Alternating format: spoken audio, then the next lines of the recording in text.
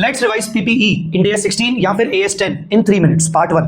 सबसे पहले पीपी का मीनिंग अगर हम बात करें तो पीपी क्या है? टेंजिबल आइटम है which is held for use in the production of goods, in the supply of goods और सप्लाई ऑफ सर्विसेज, या held for use for the rental to others.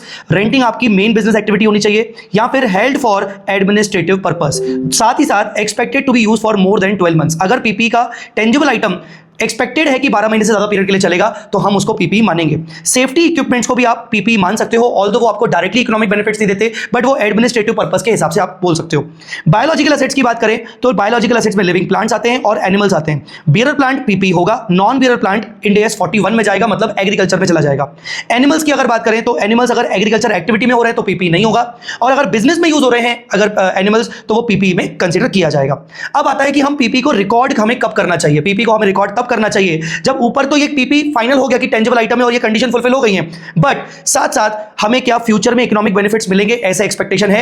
अगर हमें लगता है कि फ्यूचर में इकोनॉमिक बेनिफिट्स मिलेंगे, साथ ही साथ हम पीपी की कॉस्ट को रिलायबली मेजर कर सकते हैं। अब कॉस्ट को रिलायबली मेजर कर सकते हैं ऐसा क्यों लिखा है? क्योंकि अगर आप पीपी को इन काइंड में एक्सचेंज में खरीदते हो, शेयर्स इशू करके एसेट्स के बदले में, तो फिर कॉस्ट को आपको मेजर करना पड़ता है प्रॉपर्ली। तो अगर ये दोनों कंडीशन फुलफिल होती है तो आप पीपी को रिकॉर्ड करोगे अपने बुक्स ऑफ अकाउंट्स में। अगर आप पीपी को रिकॉर्ड करते हो तो आपको कॉस्ट पे रिकॉर्ड करना पड़ेगा। अब कॉस्ट में क्या क्या आएगा? कॉस्ट में purchase cost plus non refundable duties and taxes plus directly attributable cost for bringing the asset to its usable condition. PP को उसकी यूजेबल कंडीशन तक लाने का खर्चा, जैसे कि प्री प्रोडक्शन टेस्टिंग, जैसे कि installation, labour, material, delivery cost, ये सब आपको यहां पर पीपी की कॉस्ट में ऐड करना पड़ेगा। Present value of decommissioning cost, discounting करके जो फ्यूचर में डीकमिशनिंग कॉस्ट आएगी उसका। बोरिंग कॉस्ट भी आएगा अगर पीपी आपका क्वालिफाइंग एसेट है, और माइनस करोगे आप net cell proceeds of goods produced during the testing.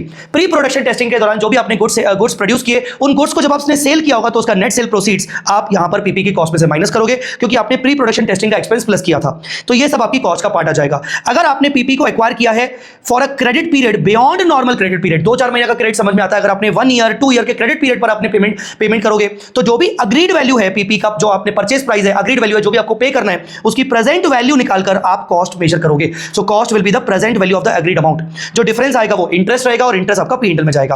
अगर आपने पीपी को परचेज किया है in exchange of any other asset, मतलब काइंड में परचेज किया है, तो ऐसे केस में आपको देखना है कि क्या ये ट्रांजैक्शन में कमर्शियल सब्सटेंस है, प्रॉफिट मोटिव है, हाँ। फेयर वैल्यू मेजर कर सकते हैं, हाँ। तो ऐसे केस में आप कॉस्ट निकालोगे fair value of assets given, हमेशा फर्स्ट प्रायोरिटी। जो असेट आपने दिए, असेट 1, असेट 2, असेट 3 और कैश मिलकर ओवरऑल आप fair value of asset given पे ले लोगे, otherwise fair value of assets पे आप ले लोगे अगर fair value of asset given नहीं है तो। सेकंड केस कहता है कि ट्रांजैक्शन आपका कमर्शियल सब्सटेंस नहीं है, ट्रांजैक्शन में आपका अगर कमर्शियल सब्सटेंस नहीं है या फेयर वैल्यू मेजर नहीं कर सकते हो, तो आप कॉस्ट को मेजर करोगे carrying amount of asset given, मतलब जर्नल एंट्री करते वक्त आपको बैलेंसिंग फिगर में करना है। अगले पार्ट में मिलते हैं।